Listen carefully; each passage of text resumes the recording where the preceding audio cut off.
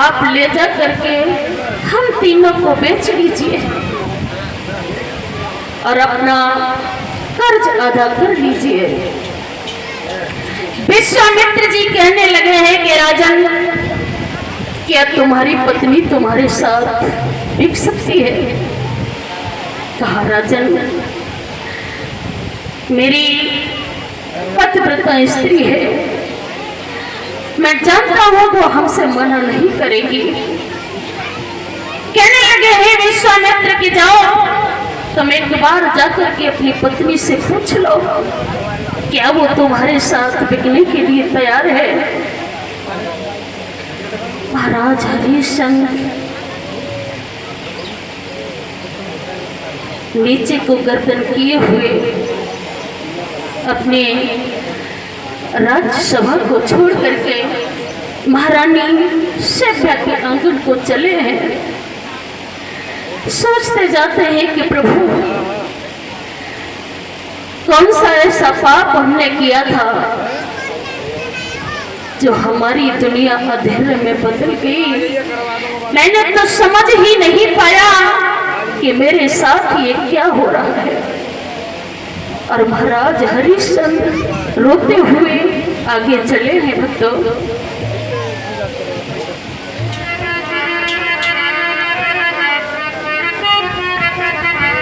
मन में होए मनहीन भूप जब महलन को धाया। महाराज हरिश्चंद्र रोते हुए अपनी रानी के महलों में चले हैं। मन में होए मनहीन भूप जब महलन तोरे धाया। और रोबत चलो नारी के आंगन में आया।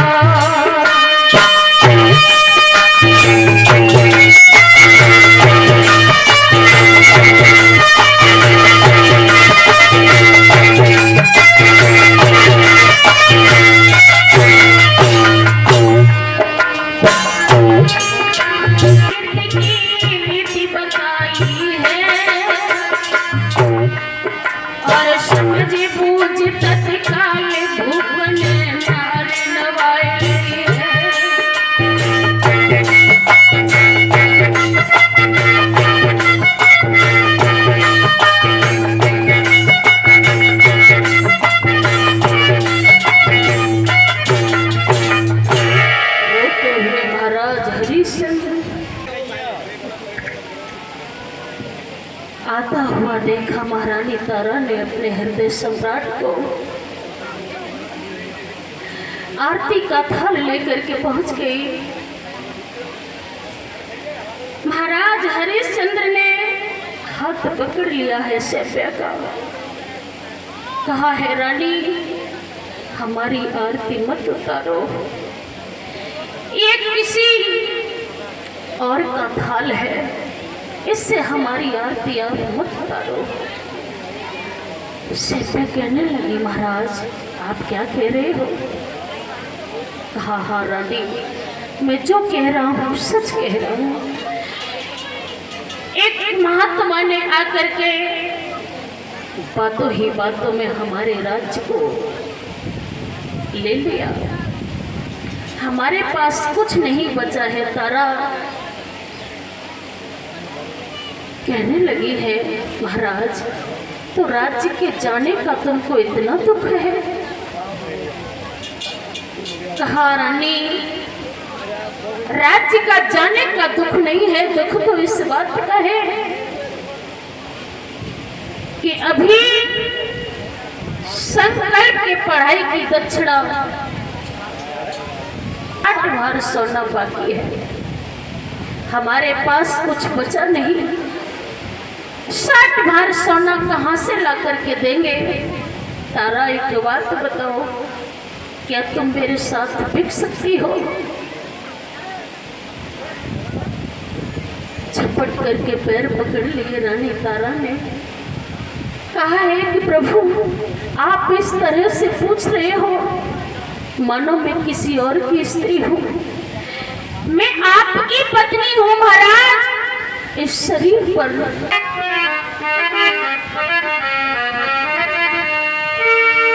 क्या इस तन पर है अधिकार तुम्हें, और चाहे सो दशा बनाए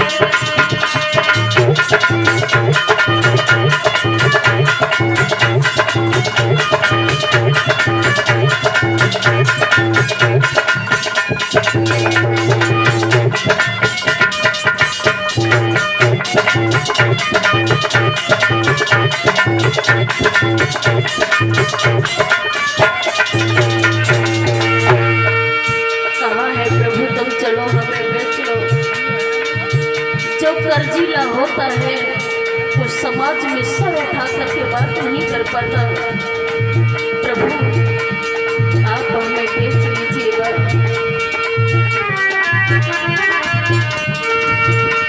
बाबा को कर्ज अदा करिए, रवि कुल की आन बचाइएगा।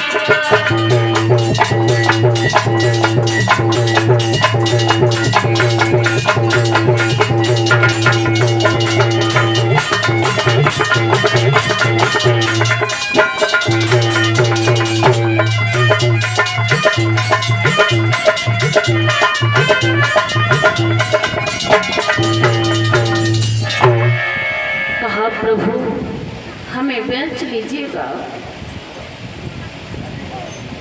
महाराज हरिश्चंद्र कहने लगे जो धर्म पर चल करके अपना नाम रोशन करती हैं, तारा ये पृथ्वी तुम जैसी देवियों के ऊपर ही, देवियों के सत से ही टिकी हुई है। तब तक रोहिदास दौड़ करके आ गया, कहने लगा है पिताजी दरवाजे पर साधु महात्मा खड़े हैं और कह रहे हैं कि राजा ने हमारा कर्ज अदा नहीं किया। प्रभु मुझे बेच लीजिए, मेरी माँ को बेच लीजिए, उन बाबा के कर्ज को दे दीजिएगा। कहने लगे हैं पुत्र मुझे क्षमा करना, मैं बाप होकर के भी तुम्हें बेचने के लिए जा रहा हूं। तारा माफ मुझे कर देना। इंसान मर सकता है, हर दीवार से टकरा सकता है, मगर कभी अपनी स्त्री को बेच नहीं सकता है। तारा बेच नहीं सकता। तीनों प्राणियों ने राजसी वस्त्र त्याग दिए हैं, बिकने के लिए तैयार हो गए। आज मैया तारा ने एक फूटी कौड़ी भी राज्य से नहीं उठाई। कि तज वस्त्रिया भूषण सकल कपड़ा फटे तन धार के, दमड़ी नवादी गांठ में दैला सब में मार के। माता तारा ने एक फूटी कड़ी को भी अपने हाथ में नहीं उठाया। तीनों प्राणी बिकने के लिए चल दिए हैं। तीनों ने राजसी वस्त्र त्याग दिए।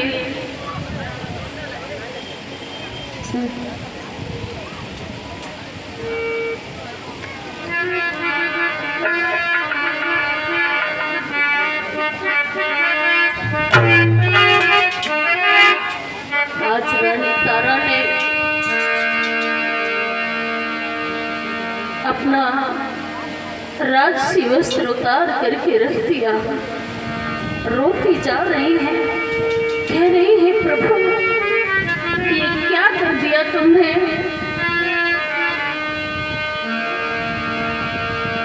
थोड़ी सी देर में तुमने हमारी दुनिया को अंधेरे में बदल दिया। और रानी तारा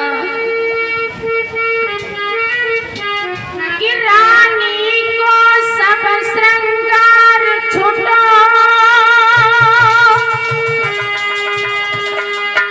केवल एक साड़ी मोटी है।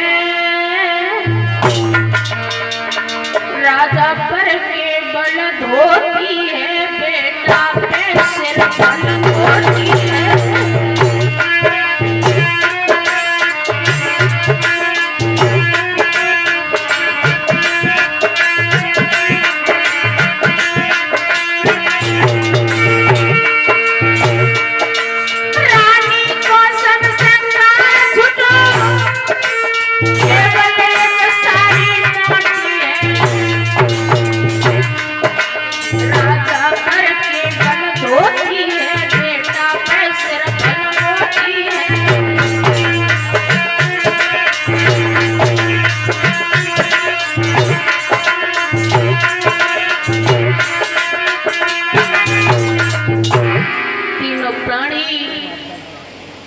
निकल करके चल दिए।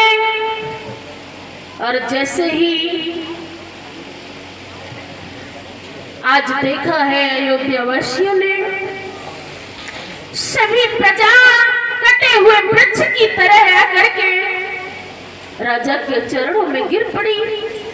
कहने लगी है कि महाराज आप सुनना, राज्य छोड़ करके जा रहे हैं, प्रजा का क्या होगा। महाराज हरिश्चंद्र कहने लगे हैं प्रजा के लोगों मुझे क्षमा कर देना, इस राज्य से अब मेरा दाना पानी उठ गया है। और हाथ जोड़ करके हरिश्चंद्र कहने लगे प्रजा के लोगों कि बोदी भली जो बन गई, कुछ भी तुम्हारे साथ में, माफ कर देना मुझे, चरण झुकाऊं माथ में। सभा के लोगों हमें क्षमा कर देना। और निकल करके जब चले हैं तीनों प्राणी, पूरी नगरी का हाल बेहाल हो गया। क्या हुआ है बंदो,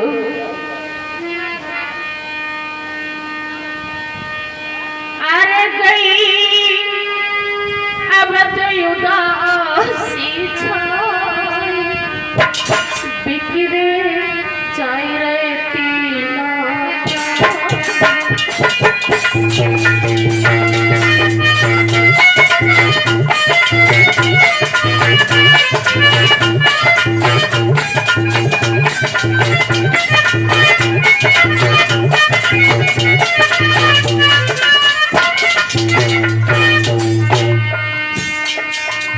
अरे गई अब तो उदासी छाई, बिखरे जाए रे तीनों।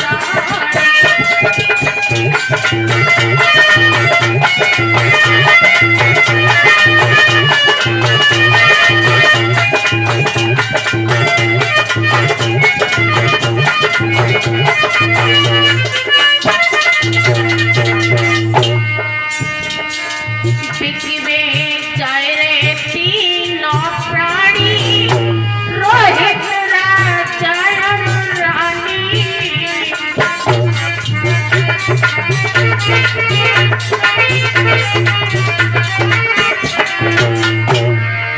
अरे कहीं अगर उदासी छाए, बिकवे जाए रे तीनों